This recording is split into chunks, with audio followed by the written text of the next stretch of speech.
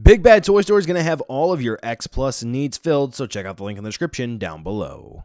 Pokemon, Kaiju, Dragon Ball, and more. It's Steven's Toy Reviews. Hello there, collectors. It is Steven here, and today I am bringing you my very first X Plus review, and what better way to do it than with the Deforeal Godzilla 1954, this one based off of the Train Biter figure and the variant that you've seen on a poster before where Godzilla is chomping down on a train. So for those of you who are not familiar with the Deforeal figure series, it's meant to take some menacing kaiju and turn them all nice and chibi-like. But this one has a prop with it, and it's around the $55 or so mark. Woo, and he's tiny.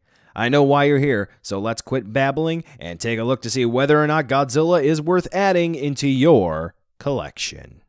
Before I get the review formally started here, I just wanted to take a second to take a look at the box for those of you who just might be interested. Here's a 360 spin view for you. As you can sort of see here, the box is pretty minimal in design. It gets the job done to have this little dude held up inside a box to be in your, well, collection on the shelf, or maybe in the closet in case you need to store them away for a little bit, or if you're going to move from one house to the other or whatnot. So yeah, the box really isn't anything that's over the top impressive. It just simply gets the job done with a couple of promotional pictures to help say, hey, buy me.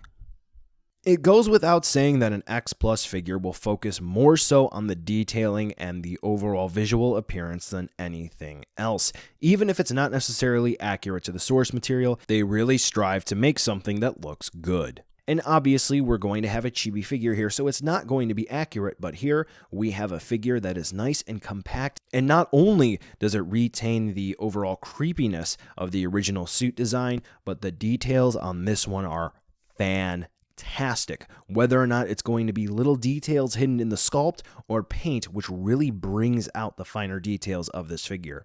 Now, in terms of paint slop, there's only a little bit here and there, but generally speaking, I think Godzilla 1954 looks astonishing considering the price point and what they were overall going for.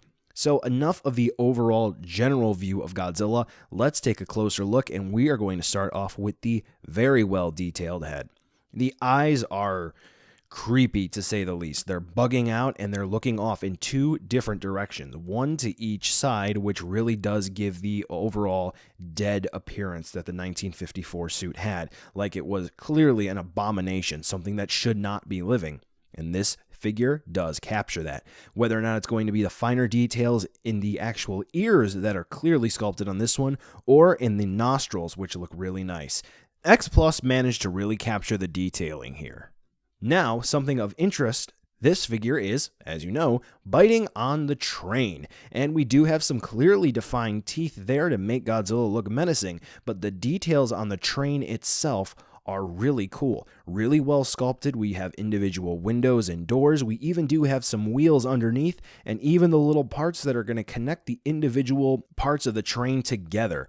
That is really sweet, some nice detailing that you wouldn't necessarily expect. The only downside here is that we're going to have some red on the corners of Godzilla's mouth, almost as if there's some paint transfer over in the manufacturing process, but realistically speaking, it's not a huge deal, just something that I'm going to point out for a couple of folks.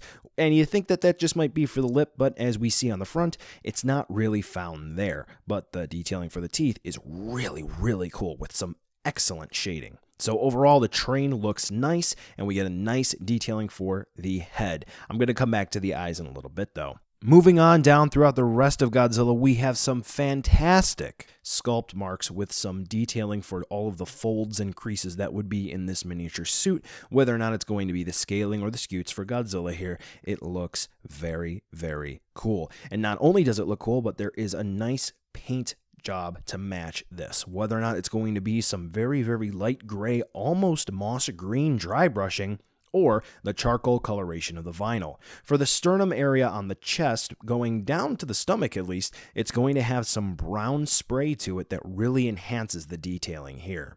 When we take a look at the claws, they're going to have a nice bone white coloration for the ones on the hands, and on the toes we do have a nice shading gradient going from a brownish color to a bright white. The only downside here is that the hands for Godzilla are made of a, well, flexible, almost rubber-like material. And I am worried about degradation in the long run, but generally speaking, I think they should hold up just fine. Take note that this similar material is found for the train. Now when we take a look at the back of Godzilla, we do have the dorsal plates, and much like the overall miniature chibi version of Godzilla here, the dorsal plates are going to be very compact, and we only have one solid area of the dorsal plates actually painted here, and the paint that we do have looks great as well. The tips are nice and frosty white, and as they go down towards the center, they do go back to that charcoal gray coloration of Godzilla. Finishing off with the tail, we do see some light dry brushing for the tips of the dorsal plates all the way up to the tip, but the curled, almost S shape of Godzilla's tail looks great and has a fantastically sculpted underside as well that is going to be different than the rest of the tail. So overall, Godzilla looks fantastic here, and I'm very impressed with the detail for only $50.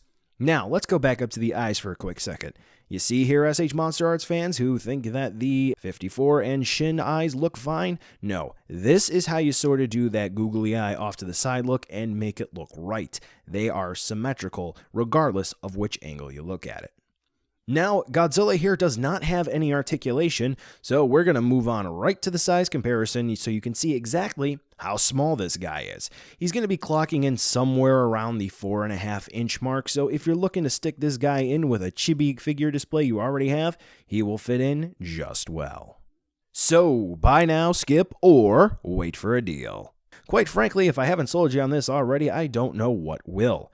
Overall, the figure looks great, and for my first dive into the X Plus realm, I think this was a good way to get my feet wet. Whether or not I'm going to continue on with some of the larger figures, like let's say the Large Monster series or whatnot, I don't know. But I can definitely say for sure I will continue to get some Deforeal figures as I see fit.